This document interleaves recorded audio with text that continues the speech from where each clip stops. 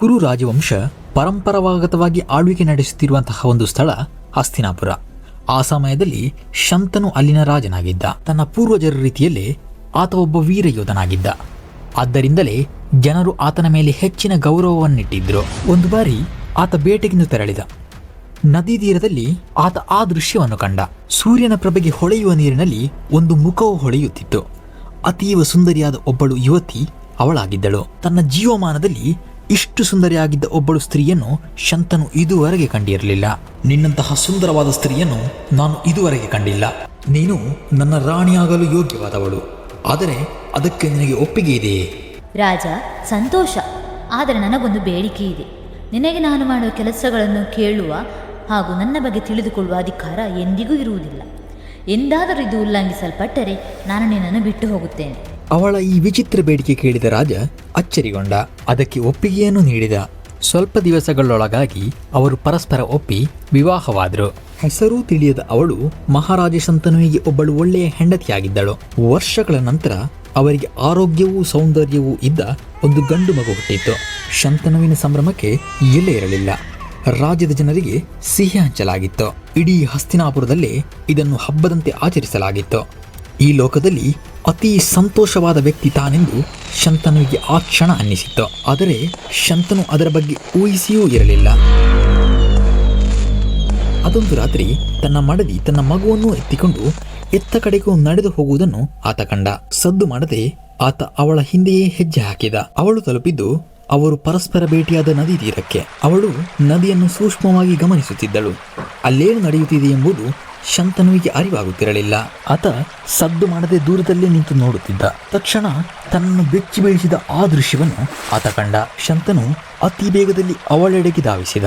ಆದರೆ ತಕ್ಷಣ ಅವಳಿಗೆ ನೀಡಿದ ಆ ಪ್ರಮಾಣ ಅವನಿಗೆ ನೆನಪಾಗಿತ್ತು. ಆಕೆಯನ್ನು ಕಳೆದುಕೊಳ್ಳಲು ಶಂತನು ತಯಾರಿರಲಿಲ್ಲ. ಅವಳ ಮೇಲಿನ ಪ್ರೀತಿಯ ಕಾರಣದಿಂದಾಗಿ ಆತ ತನ್ನ ನೋವನ್ನು ಅದುಮಿಟ್ಟ. 7 ವರ್ಷದ ನಂತರ ಅವರಿಗೆ ಮತ್ತೊಂದು ಮಗು ಜನಿಸಿತ್ತು. ಆದರೆ ಆ ಮಗುವನ್ನು ಅವಳು ಅದೇ ರೀತಿ ನದಿಗೆ ಎಸೆದಳು. ಶಂತನು ತನ್ನ ನೋವನ್ನು ನುಂಗಿಕೊಂಡು ಒಂದು ಅಕ್ಷರವನ್ನು ಅವಳಲ್ಲಿ ಕೇಳಲಿಲ್ಲ. ಅವಳು ಇದೇ ರೀತಿ ತನಗೆ ಹುಟ್ಟಿದ 7 ಮಕ್ಕಳನ್ನು ನದಿಗೆ ಎಸೆದಿದ್ದಳು. 8ನೇ ಬಾರಿ ಇದು ಮರುಕಳಿಸುವುದನ್ನು ಕಂಡಾಗ ಶಂತನು ತನ್ನ ನಿಯಂತ್ರಣವನ್ನು ಕಳೆದುಕೊಂಡ. ಯಾಕಾಗಿ ನೀನು ನನ್ನ ಮಗುವನ್ನು ಕೊಲ್ಲುತ್ತಿದ್ದಿ? ಅದಕ್ಕುತ್ತರವಾಗಿ, ರಾಜ, ನೀನು ನನಗೆ ನೀಡಿದ ಮಾತನ್ನು ತಪ್ಪಿದ್ದಿ. ಆದರೆ ನೀನು ಇಲ್ಲಿಯವರೆಗೂ ಕೇಳದಿದ್ದರೂ ನಾನೇಕೆ 7 ಪುತ್ರರನ್ನು ಕೊಂದೆ ಎಂದು ಹೇಳುತ್ತೇನೆ. ನನ್ನ ಹೆಸರು ಗಂಗಾ. ನಾನು ನಿಮಗೆ ನೀಡಿದ 7 ಪುತ್ರರು ಅವರ ಕಳೆದ ಜನ್ಮದ ಪಾಪದ ಫಲವಾಗಿ ಈ ಭೂಮಿಯಲ್ಲಿ ಮನುಷ್ಯರ ಮಧ್ಯೆ ನರಕವನ್ನು ಅನುಭವಿಸಲು ಹುಟ್ಟಿದವರು. ಅವರ ನಂಬಿಕೆಯಂತೆ ಅವರಿಗೆ ನಾನು ಮೋಕ್ಷವನ್ನು ಕರುಣಿಸಿದ್ದೇನೆ. ಮತ್ತು 8ನೆಯ ಮಗು ನಿಮಗೆ ಒಬ್ಬ ಒಳ್ಳೆಯ ಪುತ್ರನು ಹಸ್ತಿನಾವತಿಗೆ ಒಳ್ಳೆಯ ರಾಜನಾಗಿರುತ್ತಾನೆ. ಇವನನ್ನು ಕೆಲ ಕಾಲ ನನ್ನೊಂದಿಗೆ ಕರೆದುಕೊಂಡು ಹೋಗುತ್ತೇನೆ. ಅದಾದ ನಂತರ ನಿಮಗೆ ಇವನನ್ನು ಹಿಂದಿರುಗಿಸುತ್ತೇನೆ. ನಿರಾಶನಾದ ಶಂತನು ಅರಮನೆಗೆ ಮರಳಿದ. ಗಂಗೆಯ ನಿರ್ಗಮನ ಶಂತನುವನ್ನು ಎನ್ನಿಲ್ಲದಂತೆ ಕಾಡಿತ್ತು. ಅತಿ ಹೆಚ್ಚು ಸಮಯ ಆತ ಆ ನದಿ ತೀರದಲ್ಲಿ ಕಳೆಯತೊಡಗಿದ. ಒಮ್ಮೆಯೂ ಆತನಿಗೆ ಗಂಗೆಯನ್ನು ಮತ್ತೊಮ್ಮೆ ಆ ನದಿ ತೀರದಲ್ಲಿ ಕಾಣಲು ಸಾಧ್ಯವಾಗಲಿಲ್ಲ. ಗಂಗಾ ನದಿಯ ತೀರದಲ್ಲಿ ಸಂಚರಿಸುವಾಗ ಶಂತನು ಆ ದೃಶ್ಯವನ್ನು ಕಾಣುತ್ತಾನೆ. ಕಾಣಲು ಸುಂದರವೂ ಸದೃಢನೂ ಆದಂತಹ ಒಬ್ಬ ಯುವಕ ತನ್ನ ಬಾಣಗಳಿಂದ ನದಿ ನೀರನ್ನು ತಡೆ ಹಿಡಿದು ಅಣೆಕಟ್ಟನ್ನು ನಿರ್ಮಿಸುತ್ತಿದ್ದಾನೆ. ಅವನಿಗದನ್ನು ನಂಬಲು ಸಾಧ್ಯವಾಗಲಿಲ್ಲ. ಸಾಧಾರಣವಾಗಿ ಜನ ಗುಂಪುಗಳಲ್ಲಿ ಮಾಡುತ್ತಿದ್ದ ಕೆಲಸವನ್ನು ಆತ ಒಬ್ಬನೇ ಮಾಡುತ್ತಿದ್ದ. ಆ ಯುವಕನನ್ನು ಭೇಟಿಯಾಗಿ ಪರಿಚಯ ಮಾಡಿಕೊಳ್ಳಲು ಆತ ಆ ಯುವಕನ ಹತ್ತಿರಕ್ಕೆ ಹೋದ. ಅವನಿಗದನ್ನು ನಂಬಲು ಸಾಧ್ಯವಾಗಲಿಲ್ಲ. ಸ್ವಲ್ಪ ದೂರದಲ್ಲಿ ಗಂಗೆ ನಿಂತಿದ್ದಾಳೆ. ಇದು ನಿಮ್ಮ ಪುತ್ರ ದೇವವ್ರತ. ಇಡೀ ಕ್ಷತ್ರಿಯ ವಂಶದಲ್ಲಿ ಇವನನ್ನು ಸೋಲಿಸಬಲ್ಲವರಾರೂ ಇರುವುದಿಲ್ಲ. ಇಷ್ಟು ಹೇಳಿ ಗಂಗೆ ನದಿ ತೀರದಲ್ಲಿ ನಡೆದು ಮರೆಯಾದಳು. ಶಂತನು ಅತಿ ಸಂತೋಷದಿಂದ ತನ್ನ ಮಗನ ಕಣ್ಣುಗಳನ್ನು ನೋಡಿದ. ಹಸ್ತಿನಾಪುರದ ಯುವರಾಜ ಎಂದು ಹೆಮ್ಮೆಯಿಂದ ಹೇಳಿದ. ಆತನನ್ನು ಯುವರಾಜನ ಸ್ಥಾನಕ್ಕೆ ಏರಿಸಲಾಯಿತು. ಆದರೆ ವಿಧಿನಿಯಮ ಶಂತನು ಯೋಚಿಸಿದ ರೀತಿ ಆಗಿರಲಿಲ್ಲ. ಸ್ವಲ್ಪ ಸಮಯದ ನಂತರ ಶಂತನು ಸತ್ಯವತಿ ಎಂಬ ಯುವತಿಯನ್ನು ಭೇಟಿಯಾಗ್ತಾನೆ. ಸತ್ಯವತಿಯ ಸೌಂದರ್ಯ ಸಾಮರ್ಥ್ಯ ಆತನನ್ನು ಮನಸೂರೆಗೊಳಿಸಿತ್ತು. ಹೀಗೆ ಸತ್ಯವತಿ ಮತ್ತು ಶಂತನುವಿನ ನಡುವೆ ಪ್ರೀತಿಯೊಂದು ಮೊಳಕೆಯೊಡೆದಿತ್ತು. ಆ ಪ್ರೀತಿ ಅತಿ ತೀವ್ರವಾಗಿ ಬದಲಾಗಿತ್ತು. ಅವಳನ್ನು ಮದುವೆ ಆಗುವ ನಿರ್ಧಾರಕ್ಕೆ ಆತ ಬಂದ. ಆದರೆ ಸತ್ಯವತಿ ಜನಿಸಿದ್ದು ಒಂದು ಬಡ ಬೆಸ್ತರ ಕುಟುಂಬದಲ್ಲಿ. ತನ್ನ ಮನೆಯವರ ಒಪ್ಪಿಗೆ ಇಲ್ಲದೆ ತಾನು ವಿವಾಹ ಆಗುವುದಿಲ್ಲ ಎಂದು ಆಕೆ ಶಂತನುವಿಗೆ ತಿಳಿಸಿದ್ದಳು.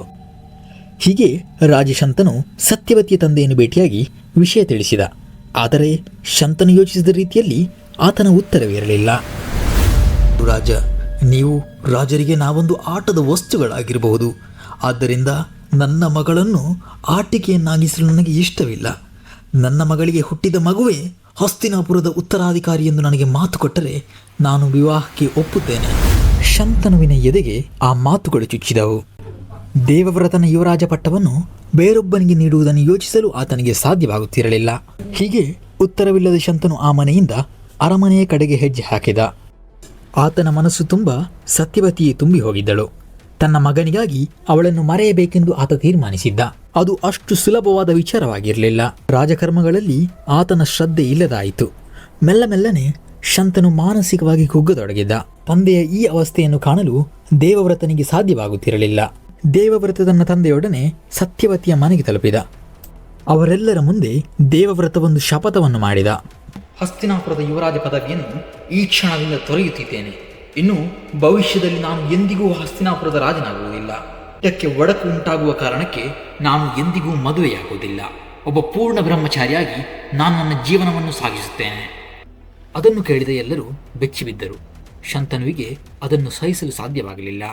ತನಗೋಸ್ಕರ ತನ್ನ ಕಿರೀಟವನ್ನು ಜೀವನವನ್ನು ತ್ಯಾಗಗೈದ ತನ್ನ ಮಗನ ನಿರ್ಧಾರವನ್ನು ಆತನಿಗೆ ನಂಬಲು ಸಾಧ್ಯವಾಗುತ್ತಿರಲಿಲ್ಲ.